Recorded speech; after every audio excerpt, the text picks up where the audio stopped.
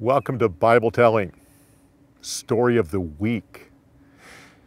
We're continuing on with our series about King Saul, a very important time in the history of Israel leading up to King David. Today's story is probably one of the important ones in King Saul's life, how he fails the test. Come back afterwards. I'm going to be announcing to you a change on how we're doing things. So listen to the story first, come back afterwards, and I'll tell you a little bit about that. Enjoy the story.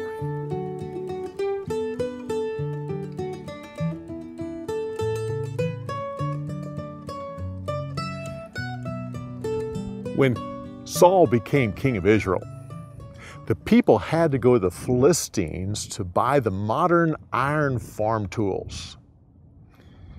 And when those tools became dull, they had to go back to the Philistines to have them sharpened because they themselves were not allowed to have blacksmiths. The Philistines sold them farm tools, but refused to sell them the modern weapons of war. So the only two people in Israel who had a modern sword or spear was King Saul himself and his son Jonathan. When Saul became king, he organized an army of 3,000 fighting men. He himself oversaw 2,000, and he gave 1,000 to his son. Well, Jonathan took his 1,000 men and attacked a Philistine garrison. Saul knew that this was an act of war. He quickly tried to organize his army. Well, the Philistines responded with force. They came into the land with over 3,000 chariots. They had 6,000 horsemen and a massive amount of troops.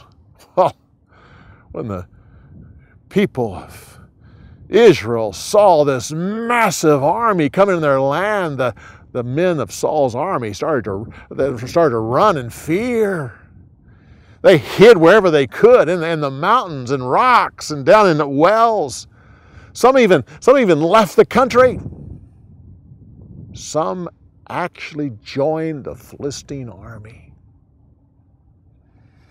Samuel told Saul that he was not to go into battle until together they had sacrificed to the Lord. He told the king to meet him at a certain place, and there they would sacrifice. Saul went there, but Samuel wasn't there. He waited a day, 2 days, 3, and Samuel didn't come. He waited 4 days, 5, 6 days, and his men continued to leave his army and go into hiding. His forces were decreasing, and he felt desperate. Finally, when Samuel didn't come on the 7th day, the king went and got the instruments that were needed for sacrifice, and he sacrificed to the Lord himself.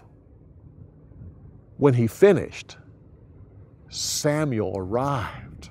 Saul went out to meet him. The prophet said, "What have you done?" Oh, well, I came here to sacrifice, and you weren't here. The Philistines are here in force, and my men are deserting. I waited for you for 7 days, and when you didn't come, well, I went and got what I needed, and I gave a burnt sacrifice to the Lord. Oh, Samuel said, "You have acted like a fool. This was a test.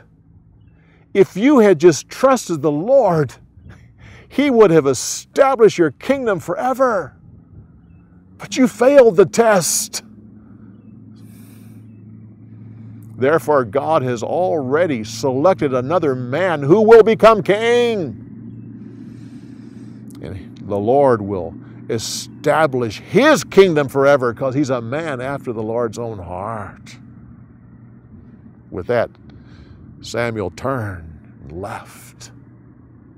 Saul counted his men that he had left, and he only had 600 men. The Philistines came into the land, and they camped on top of some cliffs that overlooked a very important pass there in Israel. So Saul took his 600 men and he camped on the cliffs on the opposite side of the same pass.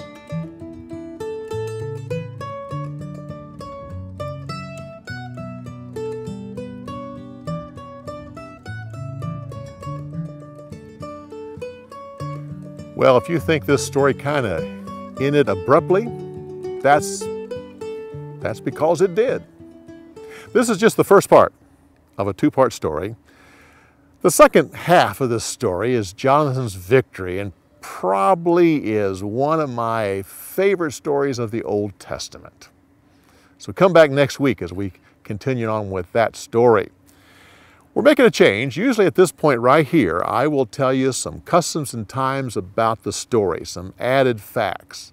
We're still going to do that, except to get to that, you need to go to our website, BibleTelling.org.